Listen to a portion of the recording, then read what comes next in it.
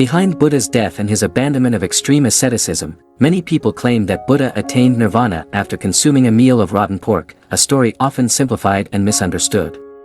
However, the truth behind this narrative is far more complex and nuanced, requiring a deeper examination of the historical and spiritual context. According to the ancient scriptures, particularly the Mahaparinirvana Sutra, the Buddha realized through profound contemplation that extreme ascetic practices, which he once rigorously followed, did not lead to enlightenment. This realization led him to advocate the middle path, a balanced approach between severe self-denial and excessive indulgence. The account of Buddha's last meal is a critical element in understanding his final days and the teachings he imparted.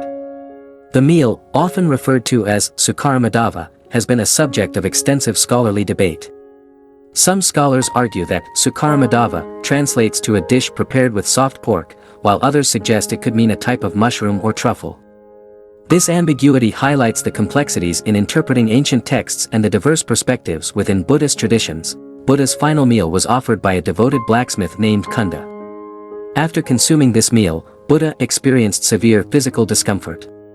Yet, he instructed his disciple Ananda to reassure Kunda that this offering was of great merit and that it should not be seen as the cause of his passing.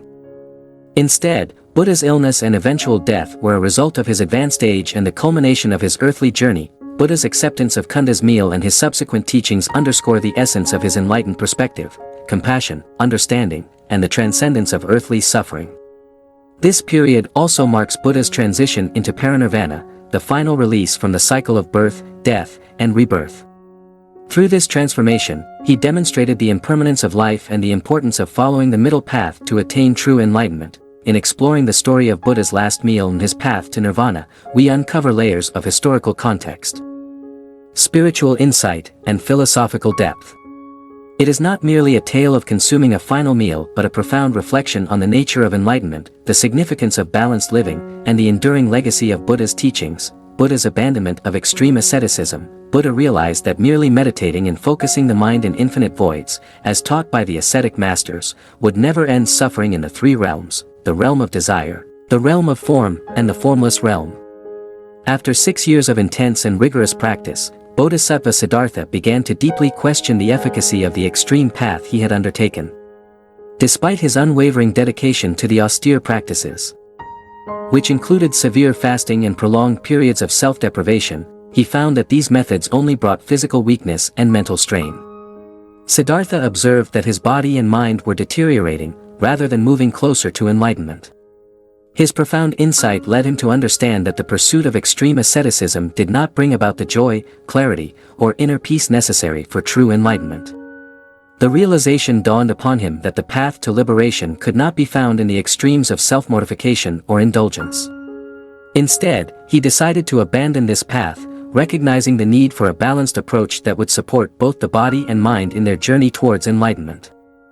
This pivotal moment marked the beginning of his formulation of the middle way, a path that avoids the extremes of both self-indulgence and self-denial, and leads to true wisdom and liberation from the cycles of suffering. Siddhartha's journey of practice. Prince Siddhartha, determined to seek the ultimate truth, began his spiritual quest by studying under two esteemed Hindu Brahmin teachers, Arada Kalama and Uddaka Ramapada. Arada Kalama, known for his deep understanding of the metaphysical nature of existence, imparted teachings on the illusory nature of all things, emphasizing the transient and impermanent nature of the material world. Uddaka Ramapada, a master of serene meditation, taught Siddhartha the techniques of profound tranquility and inner peace. Despite the wisdom and insights gained from these teachings, Siddhartha soon realized that they were insufficient in addressing the root cause of suffering that pervades the three realms of existence, namely, the realms of desire, form, and formlessness. In his quest for liberation, Siddhartha perceived that the teachings of his revered masters, while profound, did not offer a comprehensive solution to the pervasive suffering experienced by all sentient beings.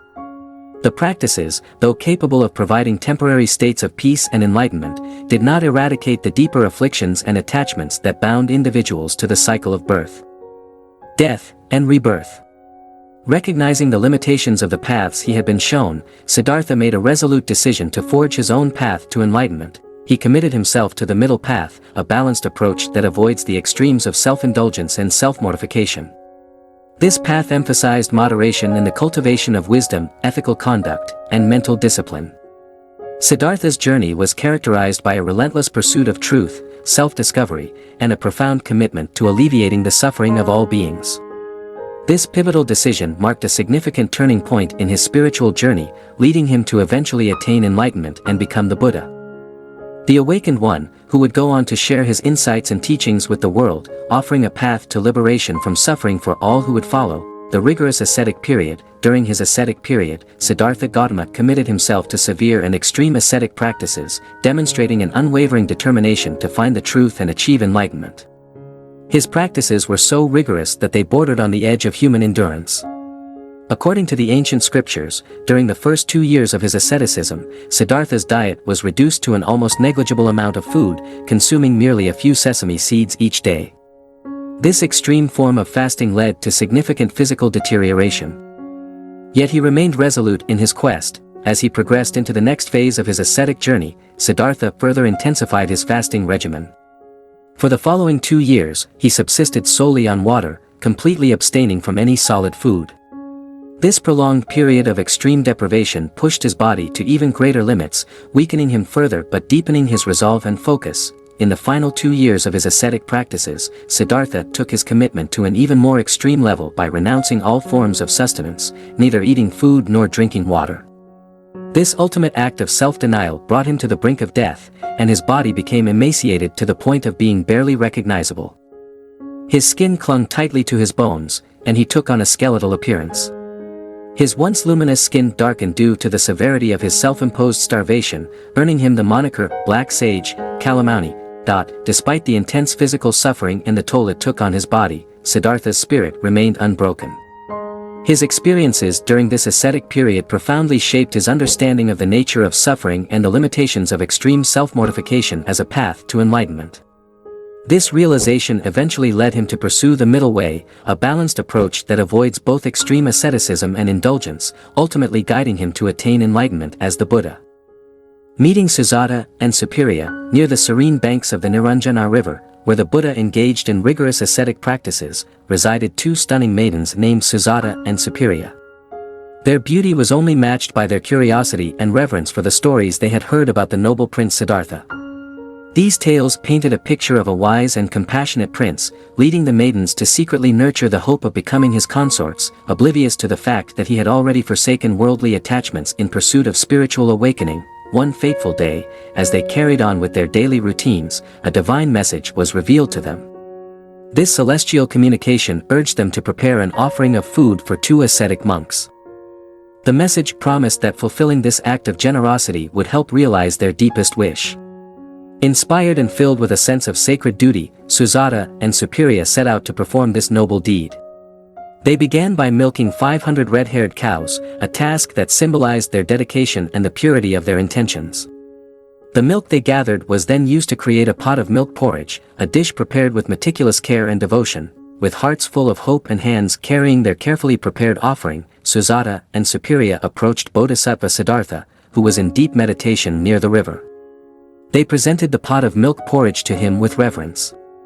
Siddhartha accepted their offering. And as he consumed the nourishing porridge, a profound transformation took place.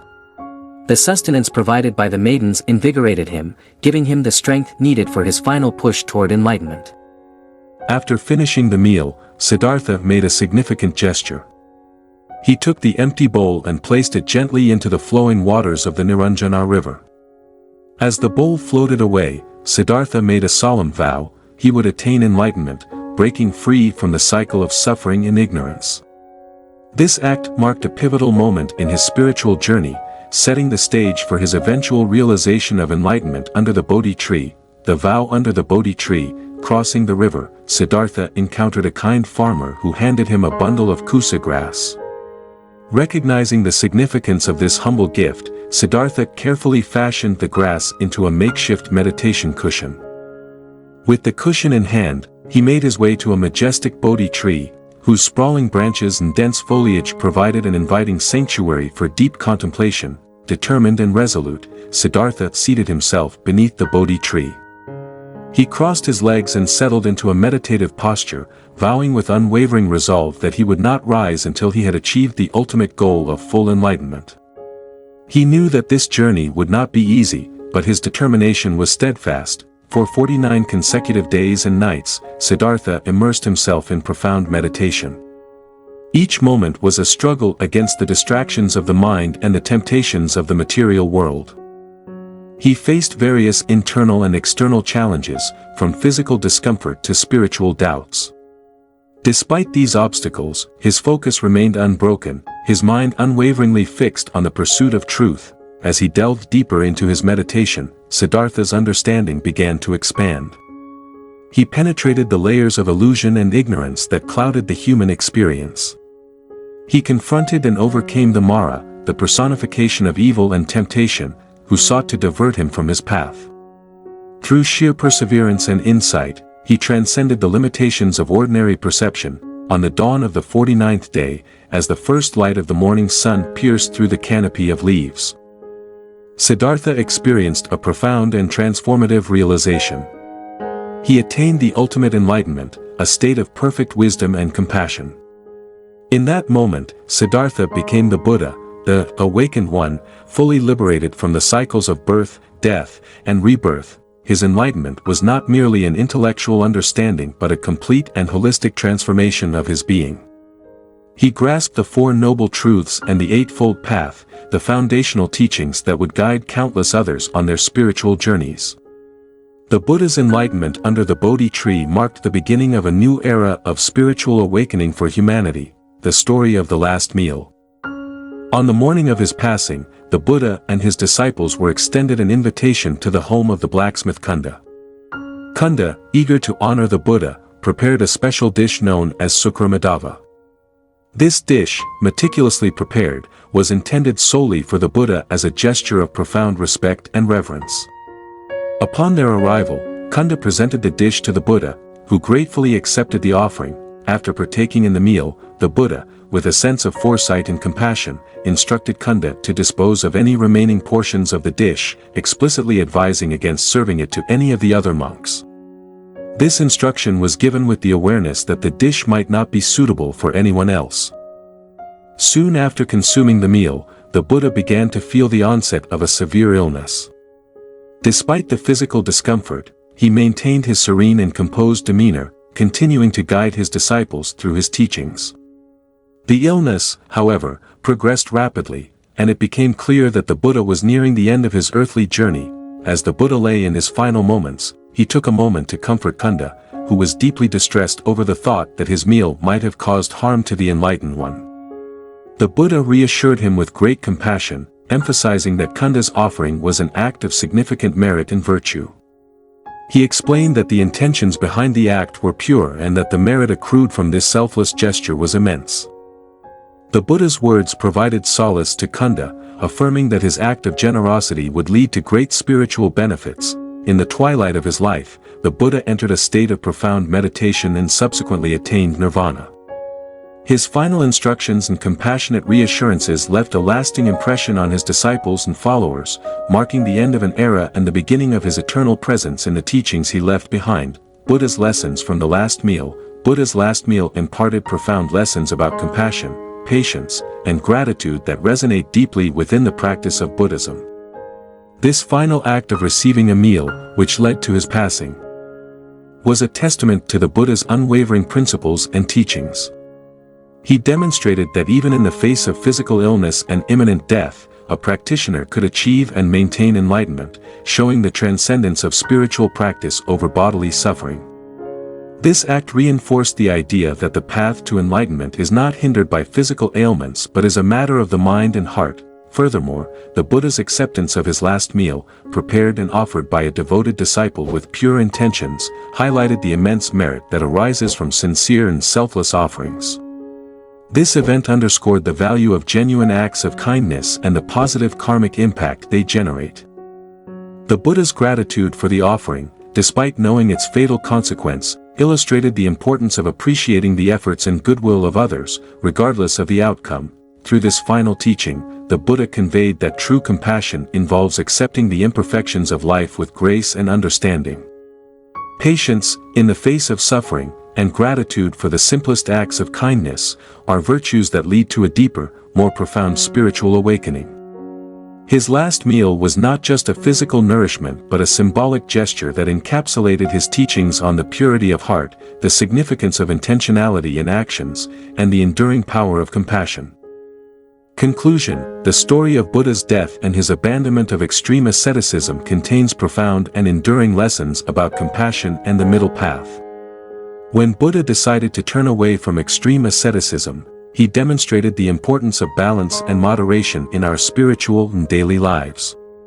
This pivotal moment in his life teaches us that true enlightenment is not found in self-denial or indulgence but in a harmonious balance between the two. Buddha's legacy is a treasure trove of spiritual guidance, offering us invaluable insights into the nature of suffering, the importance of compassion, and the pursuit of wisdom. His teachings on the middle path encourage us to navigate life with mindfulness and equanimity, avoiding the extremes that can lead to suffering. Through his example, we learn the significance of self-compassion, empathy towards others, and the pursuit of inner peace. Moreover, Buddha's final moments, as he accepted his death with serenity and grace, remind us of the impermanence of life and the importance of living with awareness and gratitude. His last words, encouraging his disciples to be their own lamps and seek their own path to enlightenment, continue to inspire countless individuals around the world. In essence, Buddha's life and teachings provide us with a comprehensive framework for achieving enlightenment and liberation. They guide us toward a path of inner transformation, where we can cultivate a deeper understanding of ourselves and the world around us. By embracing the middle path, we embark on a journey that leads to true spiritual freedom, wisdom, and lasting peace.